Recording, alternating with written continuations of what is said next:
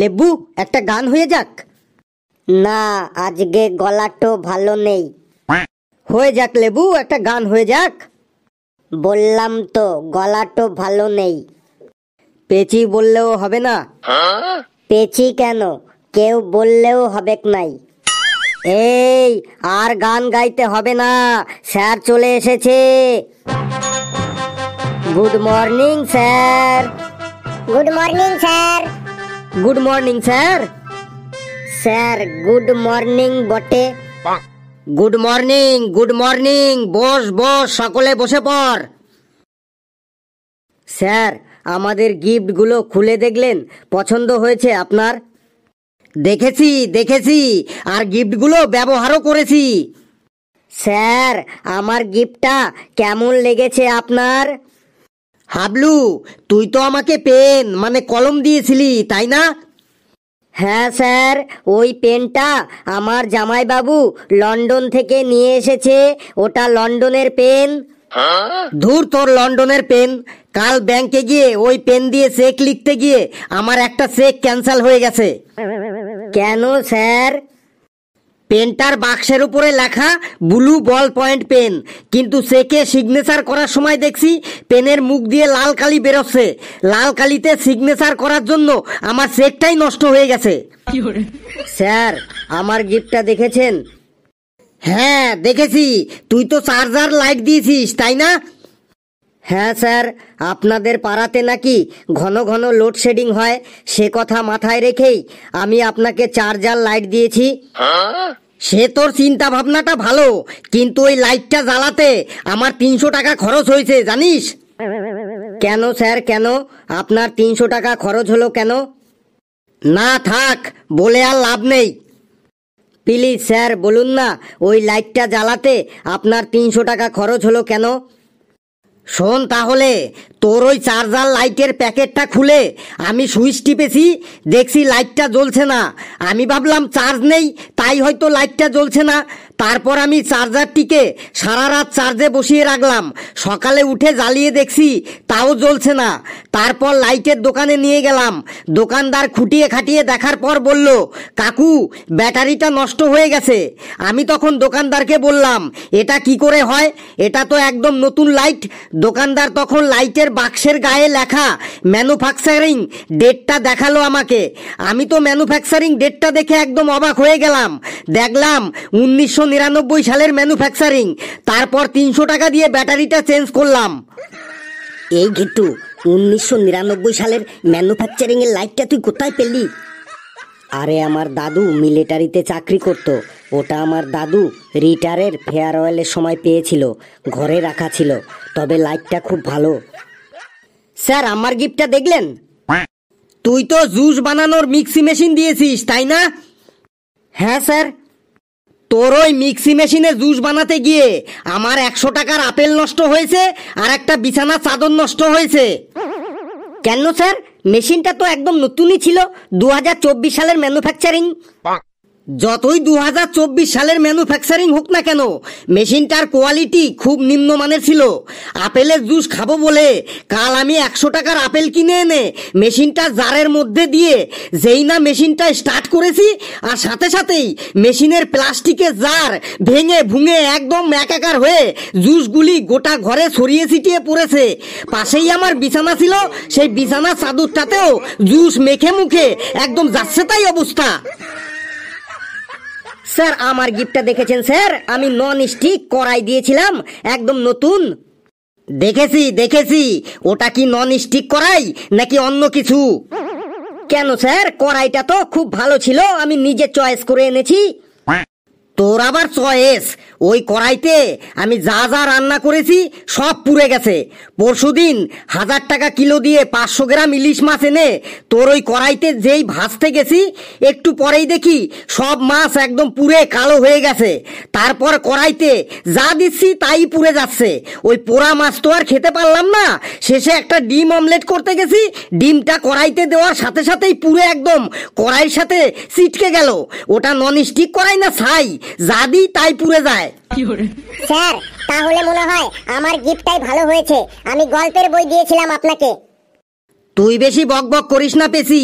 তোর ওই গল্পের বই পড়ে একটা গল্পেরও কোনো মাথা মুন্ডু আমি উদ্ধার করতে পারিনি। কেন স্যার, বইটা তো আমি টিচার্স ডের আগের দিনই বইয়ের দোকান থেকে কিনেছি। তুই ঠিকই বলেছিস, তুই ওই বইটা বইয়ের দোকান থেকেই কিনেছিলি, কিন্তু সমস্যা হলো বইটা তুই পুরনো বইয়ের দোকান থেকে কিনেছিলি, তাই বইয়ের ভেতরের কিছু পাতা ইঁদুরে খাওয়া ছিল, আর কিছু পাতা তো ছিলই না, সেরা ছিল। তাই আমি গোটা বইটা পড়েও একটা গল্পেরও কোনো মাথা মুন্ডু উদ্ধার করতে পারিনি। আর লেবু, বলুন স্যার। তুই দেখছিস যে আমার মাথায় একটাও চুল নেই, সেটা দেখেও তুই আমাকে হেয়ার অয়েল মানে চুলে মাখা তেল আর 5টা চিরুনি সেট দিয়েছিস। ওইগুলো দিয়ে আমি এখন কি করব বল, তুই বল। স্যার, ওই তেলটো আমার কাকা হিমালয় থেকে এনেছে। ওটা মাথায় মাখলেই কিছুদিনের মধ্যেই আপনার মাথাটোতে চুল গজান যাবে। তারপর আপনি ওই চিরুনিগুলা দিয়ে মাথা আঁচড়াবেন। বেশ, তেলটা মাথায় লাগানোর পর যদি চুল না গজায় তাহলে তোর একদিন কি আমার একদিন। স্যার, চুল গজাইবে কি গজাইবে একদম শিওর স্যার, শুধু একটু ধৈর্য রাখবেন। বেশ, এবার তোদের পড়াশোনা শুরু করি।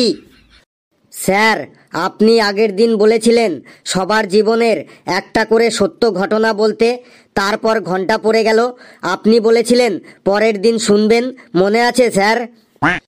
হ্যাঁ, আমার মনে আছে। তোরা অন্যায় করে শিকার যাসনি এমন ঘটনা বলতে বলেছিলাম, তাই তো? হ্যাঁ স্যার। বেশ ঘেটু, তুই আগে বল তোর ঘটনা। বলছি স্যার, অনেক দিন আগের কথা। আমি একটা বিয়ে বাড়িতে বরযাত্রী গেছিলাম অনেক দূরের একটা শহরে। ওই বাড়িতে পৌঁছে আমরা একটু ঘোরাঘুরি করলাম, তারপর আমাদের প্যান্ডেলে খেতে ডাকলো। খেতে বসে মেনু কার্ডে দেখলাম 22টা আইটেমের খাবার আছে। তারপর এক এক করে সব খাবার আসতে থাকলো আমাদের প্লেটে। আমরা বরযাত্রীরা সবাই তখন খাচ্ছি, আর এমন সময় মেয়ে বাড়ির পক্ষ থেকে একটা লোক প্যান্ডেলের ভেতরে ঢুকলো, আর সে ঢুকেই জোরে জোরে চিল্লাতে লাগলো, খাবার একদম যাচাই আছে, খাবার একদম যাচাই আছে, আপনারা সবাই পেট ভরে খাবেন, কেউ লজ্জা করে খাবেন না।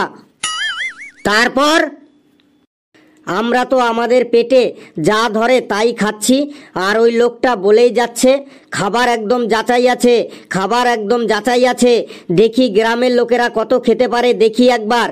উনি যখন গ্রামের লোকের কথা বললেন তখন আমার প্রেস্টিজে লেগে গেল। আমরা প্যান্ডেলের একদম সাইডে বসেছিলাম, আর আমাদের পাশে প্যান্ডেলের কাপড়ের তলা দিয়ে 4-5টা কুকুর মাথা ঢুকিয়েছিল। আমরা মাংসের হাড়, মাছের কাঁটা দিচ্ছিলাম, আর ওই কুকুরগুলো কাপড়ের তলা দিয়ে মুখ ঢুকিয়ে খাচ্ছিল।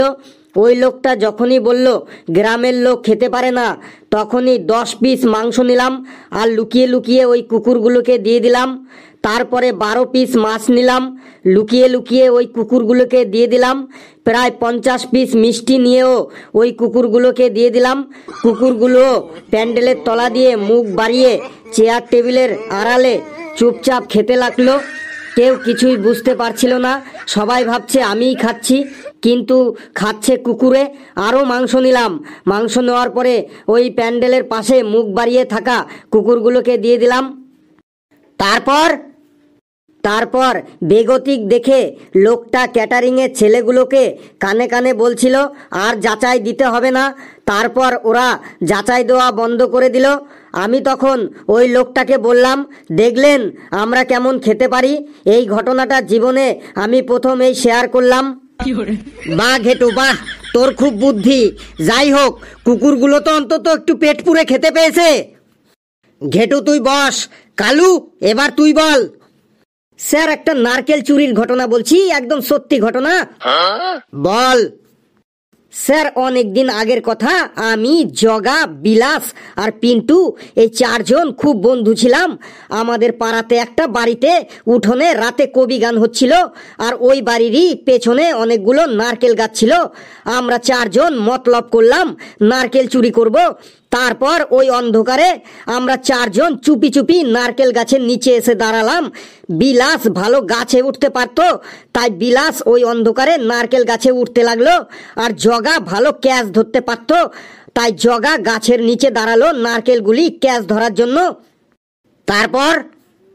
তারপর স্যার ওই অন্ধকারে বিলাস যখনই নারকেল গাছের একদম উপরে উঠে নারকেল গাছের ডাল ধরলো, আর ওই গাছে একটা হনুমান বসেছিল।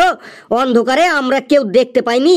হনুমানটা ভেবেছে ওকে কেউ ধরতে গেছে, তাই হনুমানটা ভয়ে খ্যা খ্যা করে উঠলো আর পায়খানা প্রস্রাব করে দিল।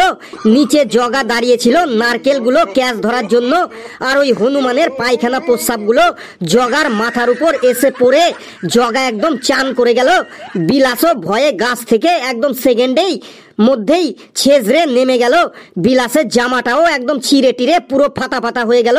আমরা সবাই ভয়ে এক দৌড়ে আমাদের পাড়া থেকে পাশের পাড়ায় চলে গেলাম।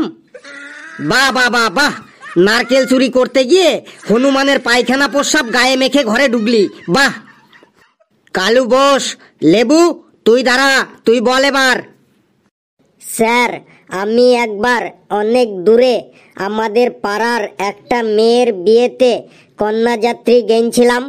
ওখানে গিয়ে বাস থেকে নামার সাথে সাথে আমার পায়খানা পেন গেছিল। তারপর পায়খানা করতে আমি ওই বাড়ির পাশের মাঠে চলে গেছিলাম। মাঠে পায়খানা করার পর আর কোথাও জল পাচ্ছিলাম না, তাই ডুমুর পাতা দিয়ে সব মুছে টুছে আমি ওই বিয়ে বাড়িতে গিয়ে ঢুকলাম। তারপর বিয়ে বাড়িতে ঢুকে মেয়েটাকে যেখানে সাজাইয়ে বসাইছে সেই খাটে গিয়ে মেয়েটার পাশে গিয়ে বসলাম। মেয়েটার পাশে ওই খাটে আরো অনেকেই বসেছিল, একদম গেদে ভিড় ছিল, সবাই ফটো তুলছিল। তারপর আমি ওখানে বসার পরই দেখি সবাই সবার মুখের দিকে তাকাইছে। আমি তখন বুঝতে পারলাম সবাই গন্ধ পাচ্ছিল, কিন্তু কেউ বুঝতে পারছিল না গন্ধটা কার কাছ থেকে আসছে। অনেকক্ষণ পরে ওদের মধ্যে থেকে একজন বলল, লেবুর কাছ থেকে গন্ধ বেরোচ্ছে, লেবু তুই বাইরে যা। আমি বললাম, আমি বাইরে যাব কেন?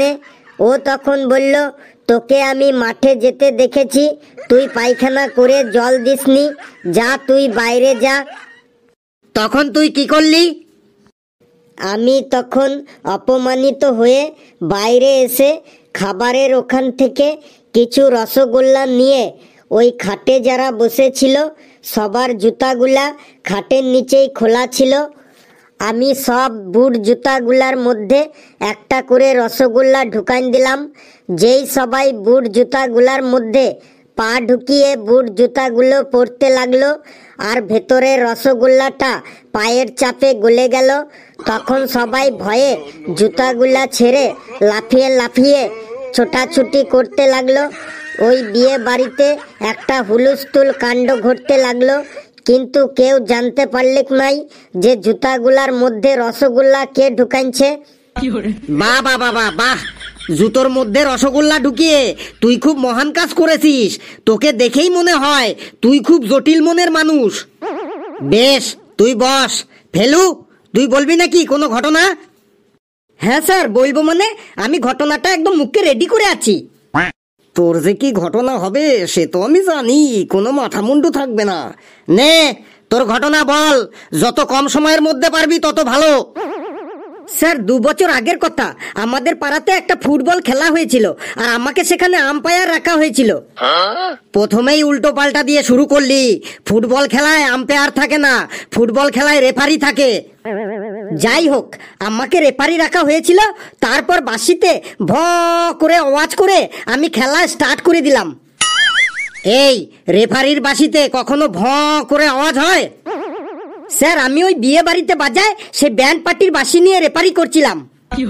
বেশ, তারপর খেলা শুরু হলো। 2 দল তো ভালোই খেলতে লাগলো।